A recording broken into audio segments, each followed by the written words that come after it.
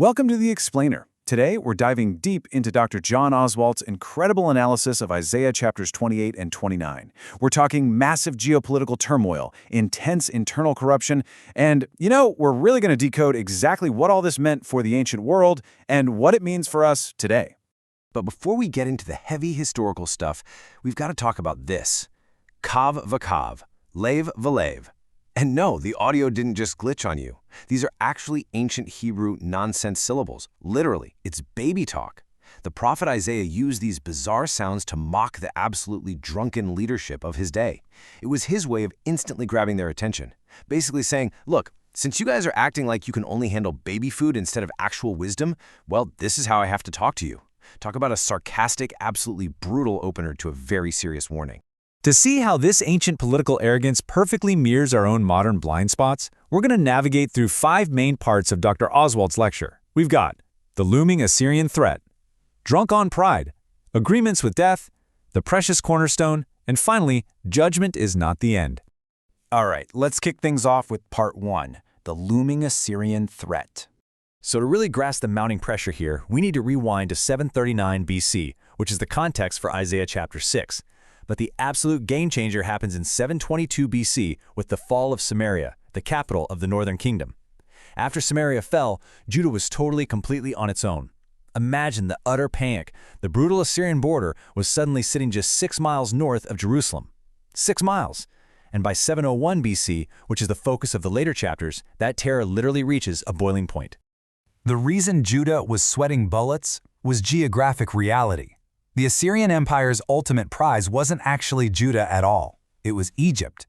Egypt was the pot of gold at the end of the rainbow. But to get there, the Assyrian war machine had to march straight down the coastal highway. This meant Judah was inevitably the next target on the chopping block, standing right in the path of the most ruthless military empire the ancient world had ever seen. It's absolutely crucial to understand the emotional weight of this moment. In this climate of sheer terror, Isaiah repeatedly uses the Hebrew word for woe. Now, we usually think of woe as just, a word of anger or a condemnation, but it's actually an archaic term that means alas. It expresses a profound, deep grief. It's essentially the feeling of an impending funeral for folks who absolutely refuse to trust God in the face of certain doom. Which brings us to part 2, drunk on pride. So instead of turning to their faith during this massive crisis, the nation's leaders resorted to extreme arrogance and literal intoxication. Isaiah draws this incredibly stark contrast between 2 very different crowns. On one side, you have the pathetic, fading party wreaths worn by the proud, drunk leaders of Ephraim. They were intoxicated on their own perceived brilliance, thinking they were the smartest guys in the room, while the whole nation was collapsing around them. On the other side, you have the eternal, glorious crown of the Lord. The question Isaiah is basically asking is, which crown are you going to wear when the enemy is literally at the gates? Because when God comes as king wearing that glorious crown, he brings a very specific Hebrew concept, mishpat. Mishpat is the divine proper order established by God in human society and creation. It's way more than just a legal justice system. It's the total restoration of the world to the exact way it was designed to function. God brings this true order to a society that drunken, foolish leaders have plunged into absolute chaos. Moving on to part 3, agreements with death. As that Assyrian threat kept growing, the leadership in Jerusalem scrambled for some kind of desperate solution. Isaiah calls these leaders scoffers, people who don't just do wrong, but who actively mock what is right.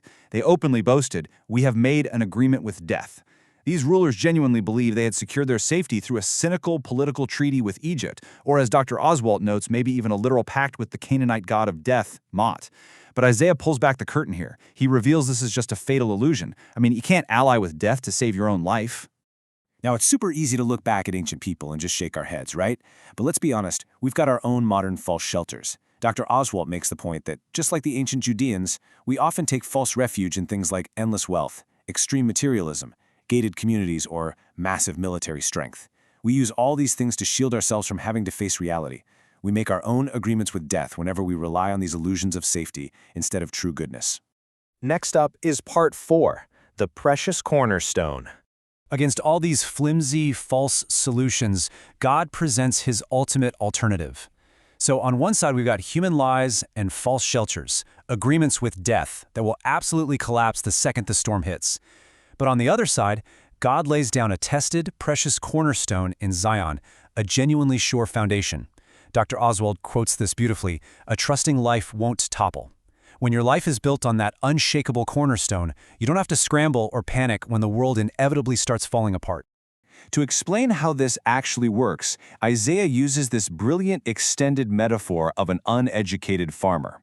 It goes like this. First, you plow the soil. Second, you plant the seed at exactly the right time. And third, you harvest according to God's design. It's so simple, right?